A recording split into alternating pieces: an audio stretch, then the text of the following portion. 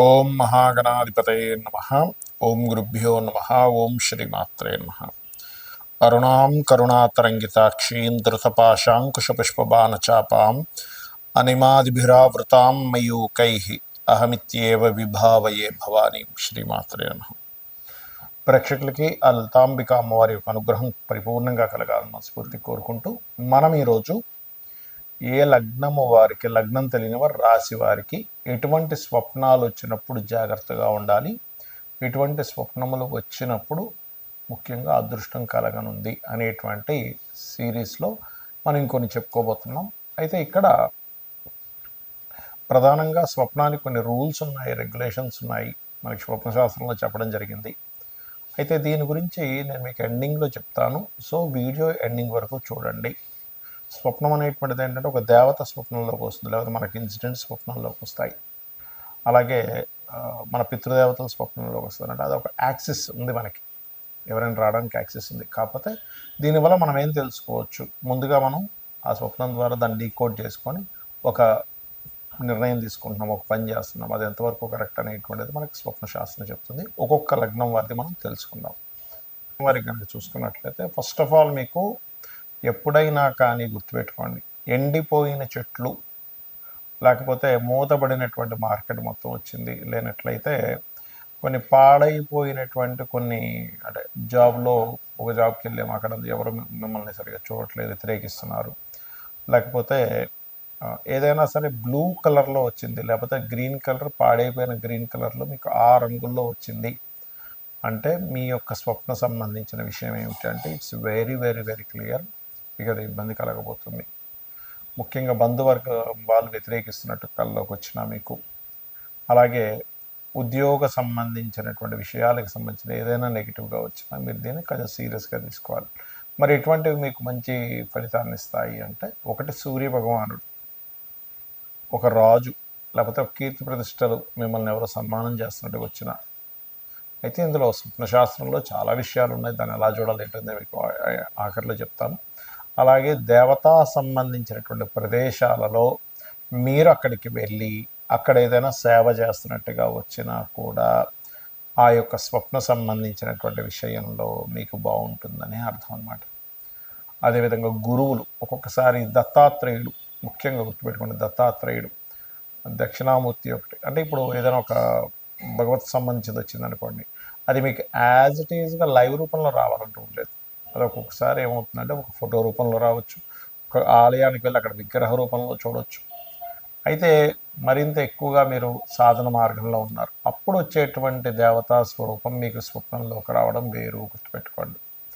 కాబట్టి ఈ యొక్క విషయాలను చాలా క్లీన్గా అబ్జర్వ్ చేయండి. అలాగే మరొక విషయం ఏంటంటే, ఇక్కడ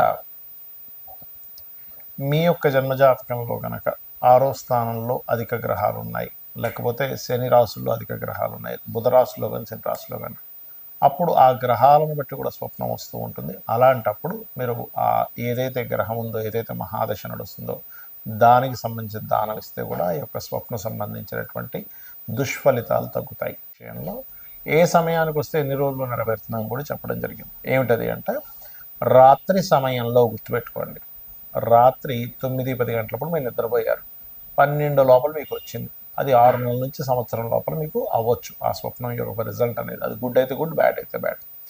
అలా కాకుండా మీకు 12 నుంచి 3 గంటల ప్రాంతంలో వస్తే 3 నెలల 3 నుంచి 4 నెలలు, 5 నెలలు మొత్తం మీద వస్తుంది.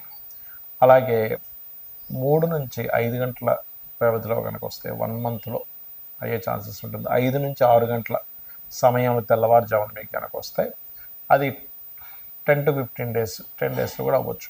నిద్ర లేస్తూ నాకు స్వప్నం వచ్చిందని వెంటనే నిద్ర లేచాను, పొద్దున్నేమో ఇప్పుడే అవుతుంది అని నిద్ర లేచాను అన్నప్పుడు మీకు అది 1 వీక్లో కూడా అయ్యే ఛాన్స్ ఉంటుంది, 2-3 రోజుల్లో కూడా దాని యొక్క ప్రభావం చూపిస్తుంది. అయితే ఎప్పుడు కూడా మీకు ఎటువంటి స్వప్నం వచ్చినా గుర్తుపెట్టుకోండి, అర్ధరాత్రి కూడా మెలకు వచ్చింది ఒక స్వప్నం వచ్చి, అది మంచి స్వప్నం అయితే ఇక నిద్రపోవద్దని చెప్తుంది శాస్త్రం. 2-3 గంటలప్పుడు వచ్చింది, చక్కగా స్నానాది కార్యక్రమాలు చేసుకుని దైవతారాధన చేసుకోవాలట. దుస్వప్నం వచ్చిందండి అన్నప్పుడు కాళ్ళు చేతులు కడుక్కొని చక్కగా మరలా మీరు మీ యొక్క ఇష్టదైవాన్ని తలుచుకుంటూ నిద్రపోయినట్లయితే ఒక మంచి స్వప్నం వచ్చి అది ఆ యొక్క స్వప్న సంబంధించిన దుష్ఫలితాలు పోతాయి. అలాగే చాలామంది తెలియక ఉదయం నిద్రలేచిన వెంటనే వాళ్ళ స్వప్నం గురించి వివరిస్తారు. అలా వివరించొద్దు అని చెప్తుంది శాస్త్రం. నిద్రలేచి చక్కగా మీ కాలకృత్యాలు తీర్చుకొని మీ యొక్క నిత్య దైనందిక కర్మలు ఏవైతే నిత్య ధ్యానము మన సంధ్యావందనము లేనట్లయితే నిత్య పంచోపచార పూజలు లాంటివి అవి కంప్లీట్ చేసుకొని చక్కగా ఆలయానికి వెళ్ళొచ్చి మధ్యాహ్నం భోజనం తర్వాత చెప్పాలి అని చెప్తుంది శాస్త్రం. అలాగే మీకు ఎటువంటి స్వప్నం వచ్చినా దాని నుంచి మీకు మంచి ఫలితమే రావాలి అంటే మీరు చేయవలసినటువంటిది ప్రధానంగా గజేంద్ర మోక్ష ఘట్టము చదవడం కానీ, త్రిజట స్వప్న వృత్తాంతం వినడం కానీ, చదవడం కానీ వినడం కానీ చేయొచ్చు.